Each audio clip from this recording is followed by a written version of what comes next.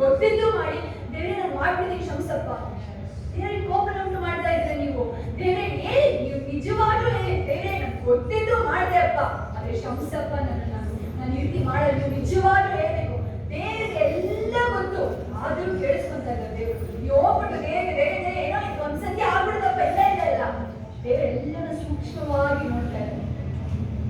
ಯೋಬನನ್ನೂ ಸೂಕ್ಷ್ಮವಾಗಿ ನೋಡ್ತಾ ಇದ್ದಾರೆ, ಸಂಸೋನನ್ನೂ ಸೂಕ್ಷ್ಮವಾಗಿ ನೋಡ್ತಾ ಇದ್ದಾರೆ. ನೋಡಿ, ಸಂಸೋನಿಗೆ ದೇವರು ಬಂದು ಹೇಳ್ಬೋದಿತ್ತು, ನೀನು ಈ ಜೊತೆ ಸೇರ್ಬೇಡ, ಸಭಕ್ತಿಯ ಕಣ್ಣು ಹೋಗ್ತೀನಿ ನೀನು ಅಂತ. ದೇವರು ಅದಕ್ಕೆ ಮಾಡಿದೆ. ಯಾಕೆ ಗೊತ್ತಾ? ಅವನು ಗರ್ಭದಲ್ಲಿ ಅವನು ಬರದ ಮುಂಚೆನೆ ದೇವರು ಆರಿಸಿಬಿಟ್ಟು ಅವನು ವಾಗ್ದಾನದ ಮಗು ಆಗಿದ್ದ. ದೇವರು ನಮ್ಮನ್ನು ನಿಮ್ಮನ್ನ ಆರಿಸಿದ್ದಾರೆ, ತಾಯಿ ಗರ್ಭದಲ್ಲಿ ಆರಿಸಿದ್ದಾರೆ. ಅಂದ್ರೆ ದೇವರು ನಿಮಗೆ ಚಾಯ್ಸ್ ಕೊಡ್ತಾರೆ. ದಟ್ ಡಸಂಟ್ ಮೀನ್ ನೀವು ಹೋಗಿ ಪಾಪನ ಮಾಡ್ತೀರಾ ಅಂತ. ನೀವೇ ಆಯ್ಕೆ ಮಾಡ್ಬೇಕು. ಅಂದ್ರೆ ದಾವೀದ ಆಗ್ತೀರಾ, ಸಂಸೋನ ಆಗ್ತೀರಾ, ಸಮುವೇಲ ಆಗ್ತೀರಾ, ಯೇಸು ಸ್ವಾಮಿ ತರ ಆಗ್ತೀರಾ. ನಿಮ್ಮ ಮುಂದೆ ಉದಾಹರಣೆ ಇದೆ ಬೈಬಲಲ್ಲಿ. ನೀವು ಯೋನಂತ ನಡ್ಕೊಂಡು ದೇವರಿಗೆ ಗೊತ್ತು ನಿಮ್ಮನ್ನ ಸರಿ ಮಾಡೋದಕ್ಕೆ. ಆದರೂ ನೋಡಿ, ದೇವರು ತಾಳ್ಮೆ ಉಳ್ಳ ದೇವರಾಗ್ತಾರೆ, ಸಮಾಧಾನ ಪ್ರಭು. ನೀವು ಇವತ್ತು ಸಹ ನಿಮ್ಮನ್ನು ನೀವು ಶುಚಿ ಮಾಡಿಕೊಂಡು ಪರಲೋಕ ಶಿಲುಬೆ ಮೇಲೆ ಆ ಪ್ರಾಣನ ಬಿಡ್ತಾ ಇದ್ದಾನೆ ಕಳ್ಳ. ಅಂತ ಟೈಮಲ್ಲಿ ರಕ್ಷಣೆ ಆಗಿದ್ದಾರೆ. ದ್ವೇಷ ಬೇಡ, ಅವ್ರಿಗೆ ಯಾವಾಗ ಬೇಕಾದ್ರೂ ರಕ್ಷಣೆ ಆಗ್ಬೋದು. ಯಾಕೆಂದ್ರೆ ಅವ್ರಿಗೆ ಗೊತ್ತಿಲ್ಲ ಅವ್ರು ಏನ್ ಮಾಡ್ತಾ ಇದ್ದಾರೆ ಅಂತ.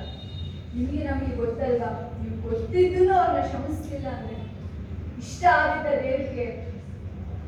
ನಿಮ್ಮ ಪಾಪಗಳ ಬದಲಾಗಿ ಆತನು ಪ್ರಾಣ ಕೊಟ್ಟಿದ್ದಾರೆ. ನೀವು ತಪ್ಪು ಮಾಡ್ತೀವಿ, ನಿಮಗೆ ಶಿಕ್ಷೆ ಆಗಿಲ್ಲ, ದೇವರ ಮಗನಿಗೆ ಶಿಕ್ಷೆ ಆಗಿದೆ. ಅಷ್ಟು ಪ್ರೀತಿ ಮಾಡಿದ್ದಾನೆ. ನೀವು ಆ ಪ್ರೀತಿಗೆ ಸರಿ ಸಮಾನವಾಗಿ ನೀವೇನ್ ಮಾಡ್ಬೋದು, ನಿಮ್ಮನ್ನ ನೀವು ಅರ್ಪಿಸಿಕೊಡಿ. ದೇವರು ಅಷ್ಟೇ ಕೇಳ್ತಿದ್ದು. ನೀವೆಲ್ಲ ದುಡ್ಡನ್ನೆಲ್ಲ ತಂದುಕೊಡು, ನೀನು ಅದನ್ನ ಮಾಡು, ಇದನ್ನ ಮಾಡು, ನೀನು ಎಲ್ಲ ಇದು ಮಾಡಿ, ಎಲ್ಲ ತ್ಯಜಿಸು ಅಂತ ಹೇಳ್ತಾ ಇಲ್ಲ. ನಾನು ನಿಮ್ಗೆ ಎಲ್ಲನ ಕೊಡ್ತೀನಿ, ಇನ್ನ ಆಶೀರ್ವಾದ ಮಾಡ್ತೀನಿ, ನೀನು ಬಾ ಅಂತ ಕೇಳ್ತಾರೆ.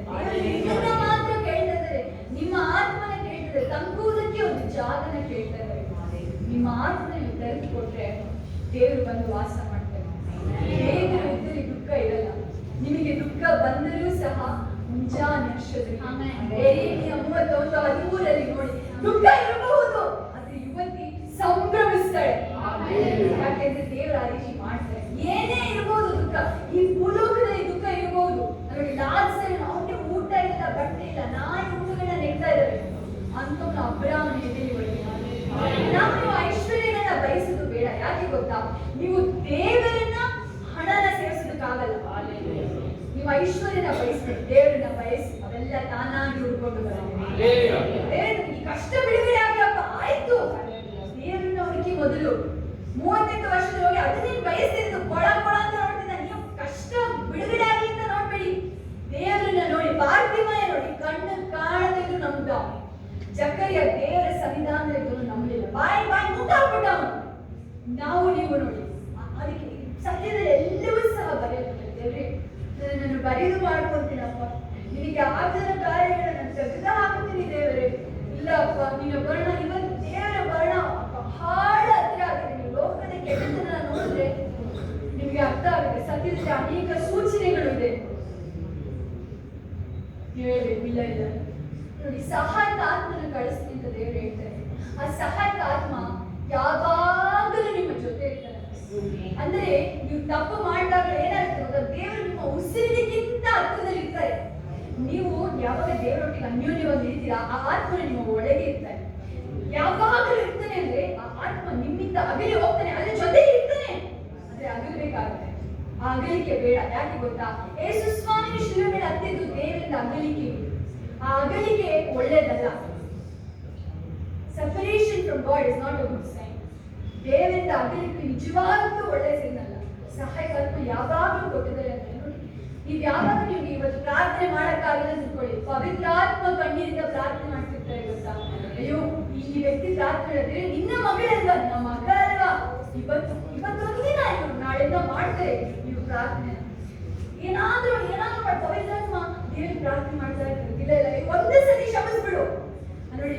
ಯೇಸು ಸ್ವಾಮಿ ತಂದೆಗೆ ಇದು ಒಂದು ಸತಿ, 1 ವರ್ಷ ನಾನೆಲ್ಲ ಕ್ಲೀನಾಗಿ ಇದನ್ನ ಸಮ ಮಾಡ್ತೀನಿ, ಎಲ್ಲ ಏನೇನು ಗಿಡ ಇದೆ, ಏನೇನು ಬೇಕು ಎಲ್ಲ ಮಾಡ್ತೀನಿ, ಮುಂದಿನ ವರ್ಷ ಫಲಗಳನ್ನ ತೆಗೆದ.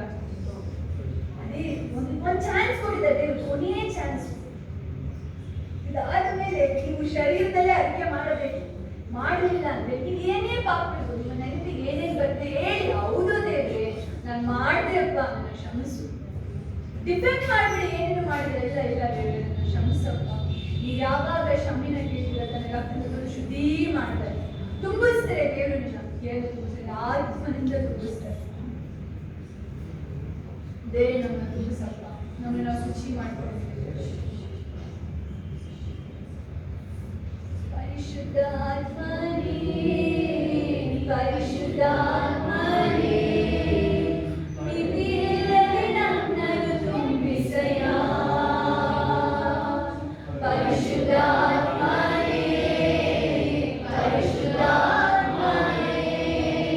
ಅಧಿಕವಾಗಿ ನನ್ನನ್ನು ತುಂಬಿಸಯ್ಯ.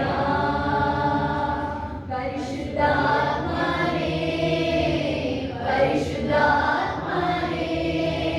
ಮಿತಿಯಿಲ್ಲದೆ ನನ್ನನ್ನು ತುಂಬಿಸಯ್ಯ.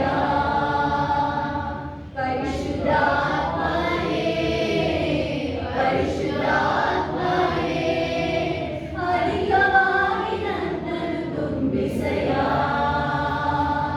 ಅದು ಮೊಣಕಾಲಷ್ಟು ಸಾಲದು, ಸೊಂಟದವರೆಗೂ ಸಾಲದು. ಅದು ಮೊಣಕಾಲಷ್ಟು ಸಾಲದು, ಸೊಂಟದವರೆಗೂ ಸಾಲದು. ಈಜಾಡು ಬಾಳಕ್ಕೆ ಬೇಕಯ್ಯ, ಈಜಾಡು ಬಾಳಕ್ಕೆ ಬೇಕಯ್ಯ. ಅದು ಮೊಣಕಾಲಷ್ಟು ಸಾಲದು, ಸೊಂಟದವರೆಗೂ ಸಾಲದು. ಅದು ಮೊಣಕಾಲಷ್ಟು ಸಾಲದು, ಸೊಂಟದವರೆಗೂ ಸಾಲದು. ಈಜಾಡು ಬಾಳಕ್ಕೆ ಬೇಕಯ್ಯ. ಮಿತಿಯಿಲ್ಲದೆ, ಮಿತಿಯಿಲ್ಲದೆ, ಮಿತಿಯಿಲ್ಲದೆ, ಮಿತಿಯಿಲ್ಲದೆ, ಮಿತಿಯಿಲ್ಲದೆ ನನ್ನನ್ನು ತುಂಬಿಸಯ್ಯ. ಮಿತಿಯಿಲ್ಲದೆ ನನ್ನನ್ನು ತುಂಬಿಸಯ್ಯ. ಪರಿಶುದ್ಧಾತ್ಮನೇ, ಪರಿಶುದ್ಧಾತ್ಮನೇ, ಮಿತಿಯಿಲ್ಲದೆ ನನ್ನನ್ನು ತುಂಬಿಸಯ್ಯ. ಪರಿಶುದ್ಧಾತ್ಮನೇ, ಪರಿಶುದ್ಧಾತ್ಮನೇ, ಅಧಿಕವಾಗಿ ನನ್ನನ್ನು ತುಂಬಿಸಯ್ಯ. ಹೀಗೆ ಸ್ತೋತ್ರವಾಗಲಿ. ನೀವು ಯಾವಾಗ ನಿಜವಾದ ಮನಸ್ಸಿನಿಂದ ಮಾನಸಾಂತರ ದೇವರ ವಾಕ್ಯ ಹೇಳುತ್ತೆ, ಜಜ್ಜಿದ ಮನಸ್ಸು ಆತನಿಗೆ ಇಷ್ಟ ಇಲ್ಲ. ಪಶ್ಚಾತ್ತಾಪದಿಂದ ಬಂದ ಹೃದಯ ಎಂದಿಗೂ ತಳ್ಳಿ ಬಿಡುವುದಿಲ್ಲ. ನಿಜವಾದ ಪಶ್ಚಾತ್ತಾಪ ಉಂಟಾಗಿದೆಯಾ? ದೇವರು ಮೆಚ್ಚಿದ್ದಾರೆ. ದೇವರು ನೀವು ಸಂಗಡವಾಗಿ ತಗೊಂಡು ಹೋಗ್ತೀರಾ. ದೇವರಿಗೆ ಸ್ತೋತ್ರವಾಗಲಿ. ನಮ್ಮ ಮಕ್ಕಳನ್ನ ತುಂಬಿಸಪ್ಪ. ಇನ್ನೊಂದು ಬಾರಿ ಪರಿಶುದ್ಧ